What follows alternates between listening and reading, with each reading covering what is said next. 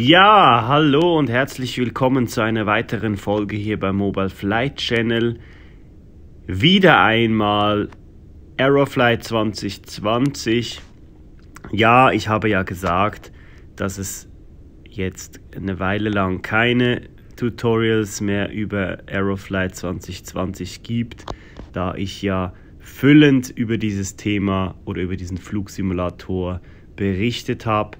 Aber ich habe mir gedacht, wir haben ja noch den A380. Das ist ein spannendes Flugzeug, auch jetzt in der heutigen Krise, in der wir uns befinden.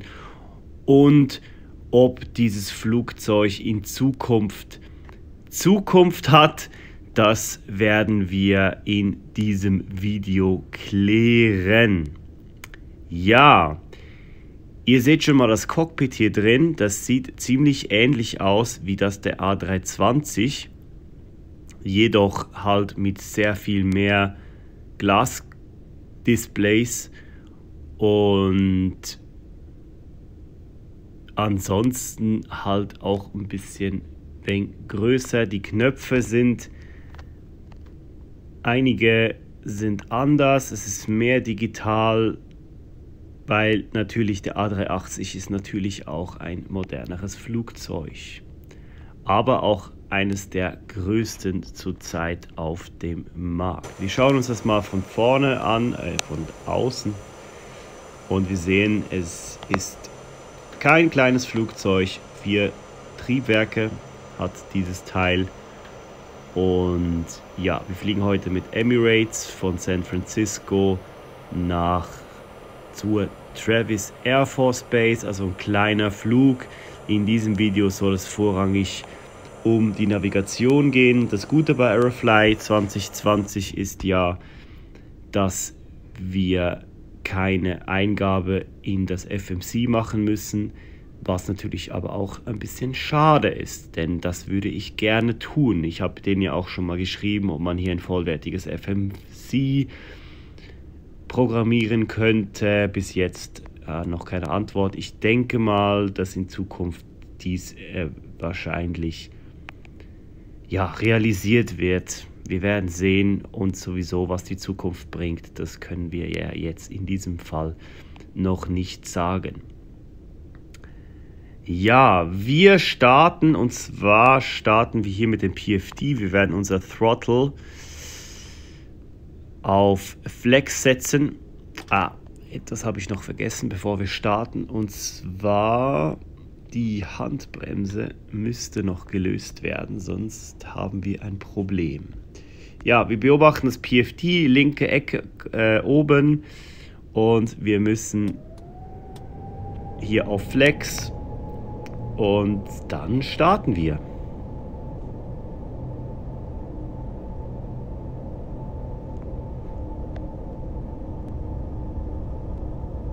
Das Flugzeug ist schon ein wenig träger als die anderen Modelle von Airbus. So, V1 Rotate. Wir werden Fahrwerk hochfahren und schalten den Autopiloten jetzt ein. Der befindet sich hier.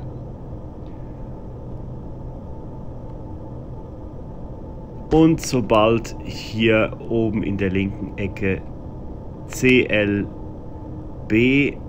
aufleuchtet, stellen wir den Throttle, das ist jetzt der Fall, stellen wir den Throttle auf Climb, und das war's. Wir werden jetzt noch die Flaps einfahren, und zwar schauen wir hier auf das PFD, und sobald er die orangene Markierung überschritten hat, setzen wir die Flaps eine Stufe zurück.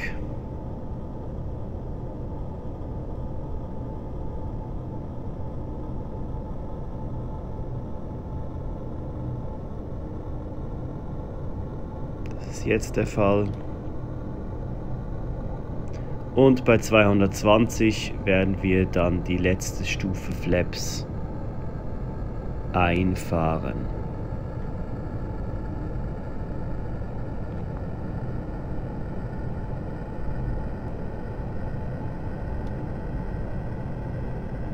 So. Ja, mehr müsst ihr da nicht tun,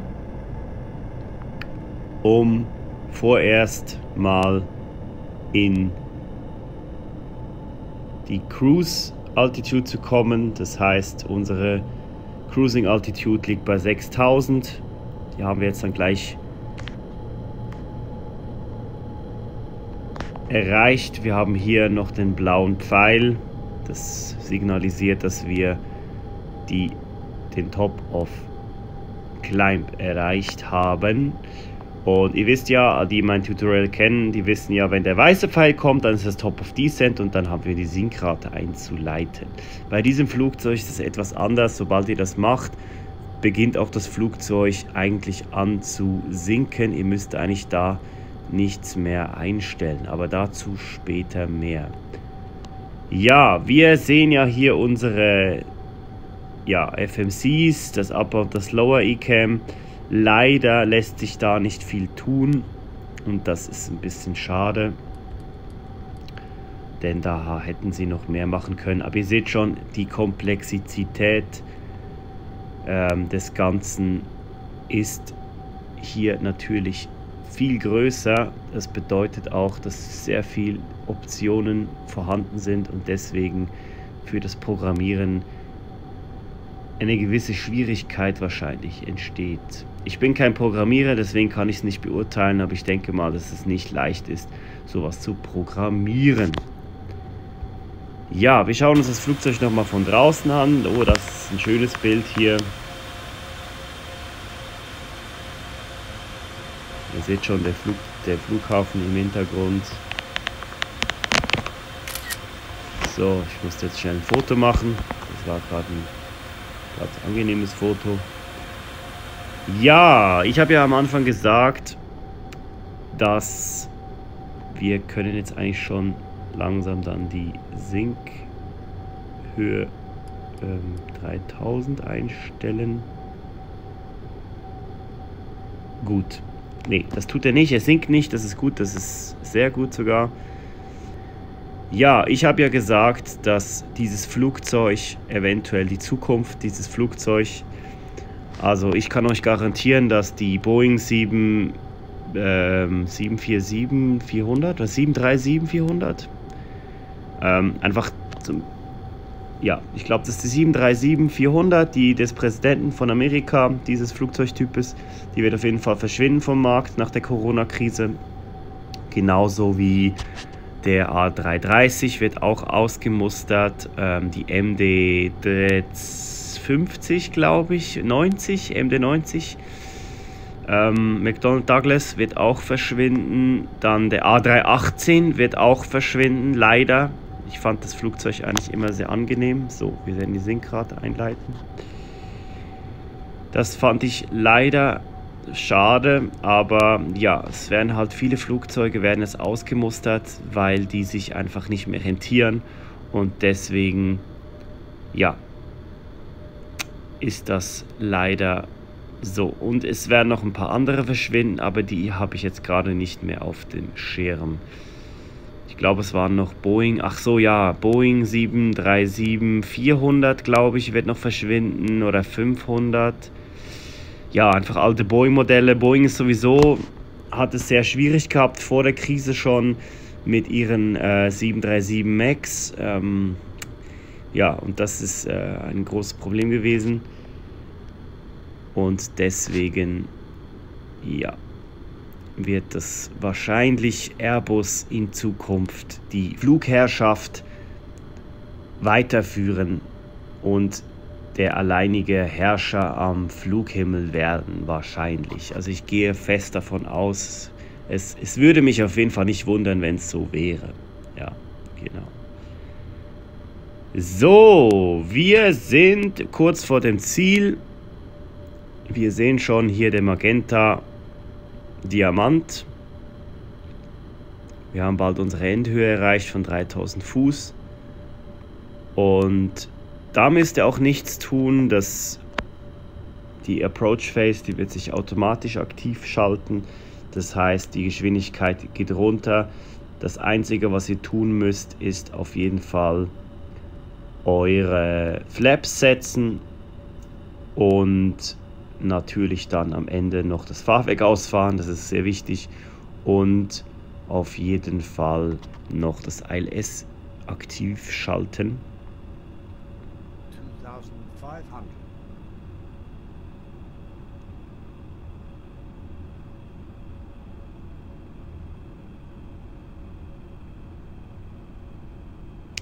So, wir drehen jetzt ein. Wir setzen die ersten Flaps.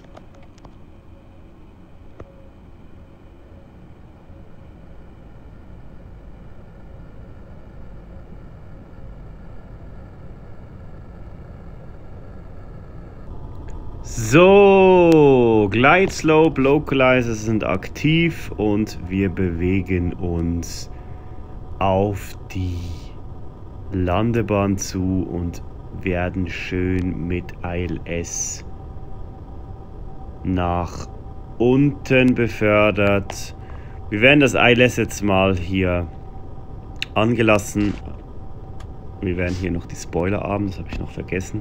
Ansonsten Flaps full, ILS an, Fahrwerk draußen. Wir können uns jetzt eigentlich schön auf die Landung konzentrieren und können schön zuschauen, wie der dicke Brummer hier landet. Und ja, wie gesagt, also dieses Flugzeug wird wahrscheinlich auch von der Bildfläche verschwinden, da Airbus ja jetzt den A350 hat. Der ist viel spritsparender und nachhaltiger. Natürlich nicht so nachhaltig, wie er es schon sein sollte, aber er ist auf jeden Fall spritsparender und umweltfreundlicher. Ja, könnte man so sagen, lol. Keines der Flugzeuge ist wirklich umweltfreundlich. Das Einzige, was umweltfreundlich ist, wenn man gar nicht fliegen würde, aber das wäre ja schade um die Technik. Aber auf jeden Fall wird der A380 wird auf jeden Fall verschwinden, weil es sich einfach nicht lohnt. Es ist viel zu teuer, er ist viel zu umweltschädlich und er ist viel zu schwer und ja, er verbraucht einfach Unmengen an Sprit. Mein Favoritenflieger ist er nicht. Ich finde es halt irgendwie ein bisschen, ja, ich finde ihn toll zu fliegen eigentlich, aber im Endeffekt ist er auch nicht mehr dabei. Ja, ich wollte eigentlich ein Tutorial machen über die 777 von Infinite Flight. Leider hat sich das wieder verzögert. Das dauert ewig bei denen. Ich frage mich oft, das war beim A350 genauso, was die da jetzt noch genau machen oder wann die vorhaben ein Release. Die geben auch keine Release-Daten raus. Deswegen ist es auch immer so ein bisschen schwierig, da Infos reinzuholen, nur über die Community, aber die ist so voll riesig und ja, auf jeden Fall ist es immer mega schwierig herauszufinden, wann könnte dann das Release sein, und sie bringen dann irgendwelche Fotos, Work in Progress, bla bla bla. Auf jeden Fall dauert das immer Jahre, bis mal ein Flugzeug dann, also beim A350 war ja, sie haben ja das Flugzeug vorgestellt und dann hat es nochmals fast 6 Monate gedauert, bis das Flugzeug dann endgültig draußen war. Also ich denke mal, okay, wir haben ja jetzt eine Krise und so. Es könnte natürlich sein, dass sich das Ganze auch ein bisschen verzögert. Und wie gesagt, ich bin kein Programmierer. Deswegen kann ich nicht sagen, wie lange sowas normalerweise dauert. Ja. Aber es ist schon ein bisschen, ja, mühsam. Aber wir müssen jetzt halt geduldig sein. Und dies kommt auf jeden Fall. Ja. Wie gesagt, ich habe ja gesagt, dass wenn die 777 dann halt erscheint, werde ich dann noch eine kleine Info-Runde starten, denn es hat sich, wie gesagt, bei Infinite Flight einiges getan oder es wird sich noch einiges tun in Zukunft. Da können wir auf jeden Fall gespannt sein, denn ich finde schon, dass dieser Flugsimulator halt ein bisschen schon Potenzial hat, aber leider ist die Konzentration halt zu sehr auf den Events und die Communities, was ja auch gut ist. Es sollte keine Kritik sein.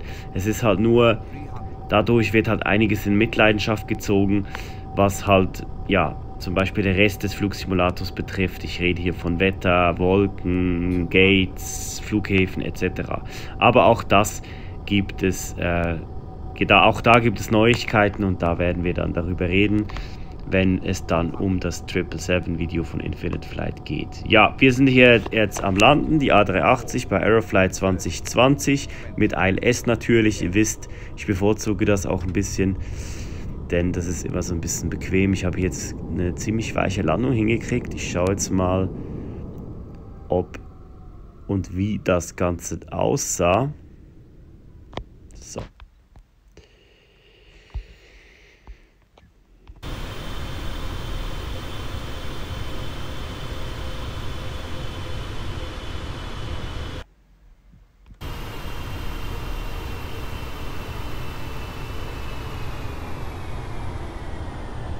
Ja, das sah eigentlich ganz schön angenehm aus, ne? Eigentlich könnte man sagen, es ist eine Traumlandung gewesen, ne? Genau. Ja, das war übrigens ein Wunsch von einem Abonnenten, der sich mal ein Video noch gewünscht hat zu der A380 und ich dachte mir, ja, wieso nicht? Wir haben ja die A380 noch nicht gemacht und ja, ich habe es dann nur nicht gemacht, weil das Flugzeug sich nicht groß unterscheidet von der